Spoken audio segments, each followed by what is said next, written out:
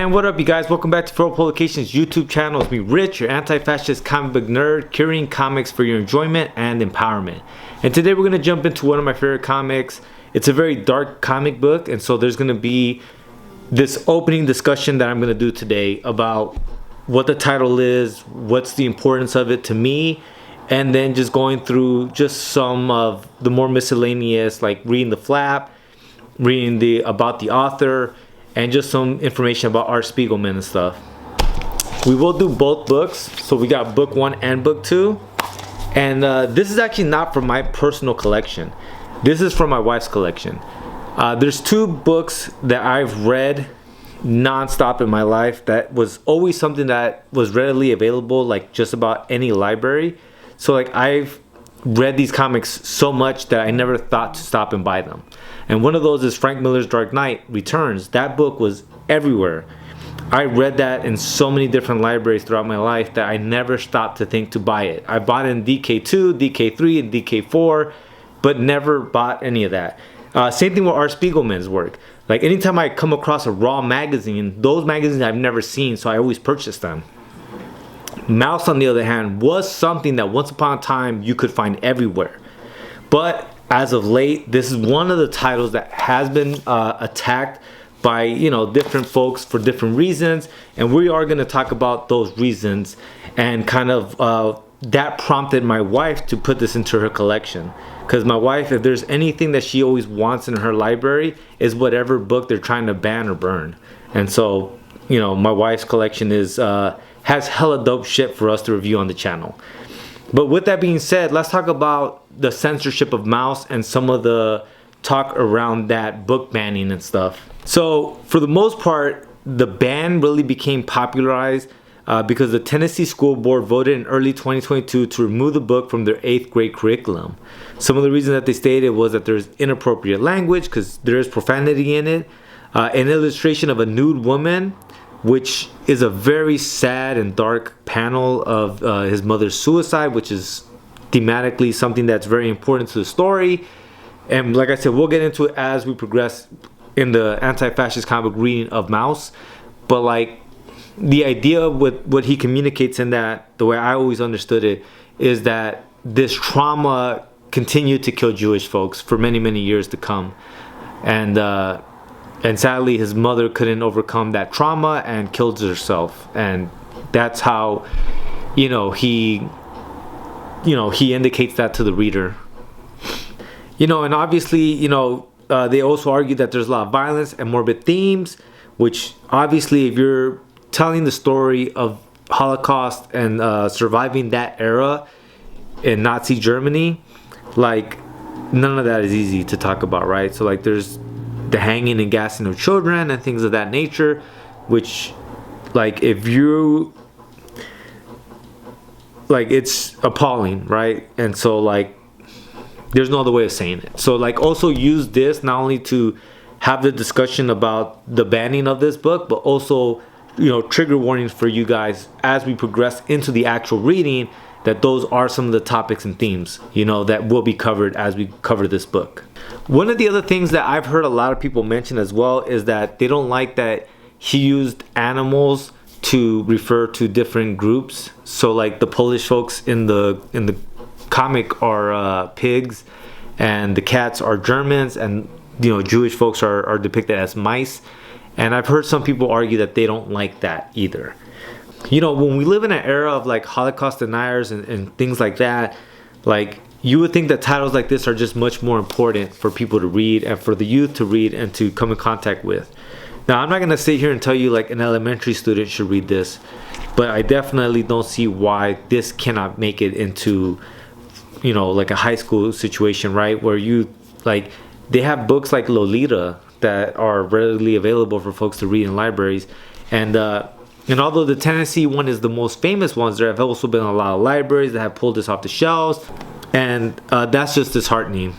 So right now I was looking it up to see how many people have banned the book. And what it says is that reports from organizations like PEN America have documented that MAUS has been banned, removed, or placed under pending review in districts across multiple states, including Missouri, Florida, Texas, and other states as well. Key takeaways for schools: the book is one of the most frequently challenged and banned titles, but a precise real-time count of every school that has removed it is not available. It is typically school districts which oversee multiple schools that issue the formal removal order.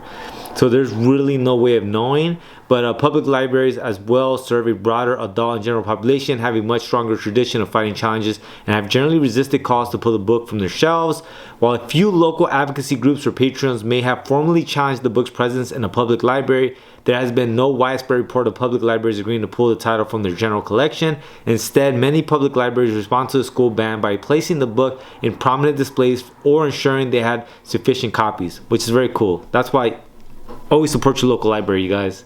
The ongoing conversation is part of a larger national trend where the American Library Association reported a record high in book censorship attempts at schools and libraries in the past few years. And that is kind of where we're at, and that's why it's important for us to go ahead and do this reading and really promote and talk about it, so that way it doesn't get lost, it doesn't get buried, it doesn't become hidden. And so with that being said, let's go ahead and read the flap and then read about the creator, and then tomorrow we'll just jump into the book. So let's set up real quick. All right, and there we go. So this is book 1 first, and we can always do book 2 after book 1. But here goes the flap. I love this art in here as well. I like Art Spiegelman's art.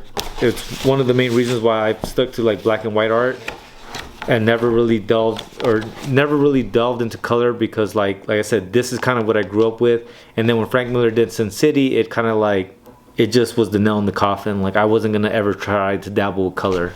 But here's what the flap says. Winner of the 1992 Pulitzer Prize. MAUS is the story of Vladimir Spiegelman, a Jewish survivor of Hitler's Europe, and his son, a cartoonist who tries to come to terms with his father's terrifying story, and history itself. It's from the cartoon, the Nazis are cats, the Jews are mice, succeeds perfectly in shocking us out of any lingering sense of familiarity with the events described, approaching, as it does, the unspeakable through the diminutive. It is, as the New York Times Book Review has commented, a remarkable feat of documentarian detail and novelistic vividness, an unfolding literary event. Moving back and forth from Poland to Regal Park, New York, MAUS tells 2 powerful stories. The first is Spiegelman's father's account of how he and his wife survived Hitler's Europe, a harrowing tale filled with countless brushes with death, improbable escapes, and the terror of confinement and betrayal. The second is the author's tortured relationship with his aging father as they try to lead a normal life of minor arguments and passing visits against a backdrop of history too large to pacify. At all levels, this is the ultimate survival's tale, and that too of the children who somehow survive even the survivors. Trauma is handed down generation after generation. Part 1 of MAUS takes Spiegelman's parents to the gates of Auschwitz and him to the edge of despair. Put aside all your preconceptions. These cats and mice are not Tom and Jerry, but something quite different. This is a new kind of literature. MAUS is a book that cannot be put down, truly, even to sleep. When 2 of the mice speak of love, you are moved. When they suffer, you weep. Slowly through this little tale comprised of suffering, humor, and life's daily trials, you are captivated by the language of an old Eastern European family and drawn into the gentle and mesmerizing rhythm, and when you finish MAUS, you are unhappy to have left that magical world and long for the sequel that will return you to it. Umberto Eco. And here's the about Art Spiegelman. This is fairly famous. I'm sure a lot of you guys have seen that. But it says, Art Spiegelman is co-founder, editor of Raw, the acclaimed magazine of avant-garde comics and graphics. His work has been published in the New York Times, Playboy, The Village Voice, and many other periodicals, and his drawings have been exhibited in museums and galleries here and abroad. Honors he has received for MAUS include a Guggenheim Fellowship and nomination for the National Book Critics Circle Award. Mr. Spiegelman lives in New York City with his wife, Francois Molly, and their daughter, Nanja. And this is the back, right, because it all kind of takes place in Poland, which is on the gate of Germany. So that's going to be what we're going to get into starting tomorrow. If this sounds like something you guys are interested, please like, share, and subscribe. I do this shit daily, so I'll be back tomorrow, and I hope to see you here as well. All right, you guys, late.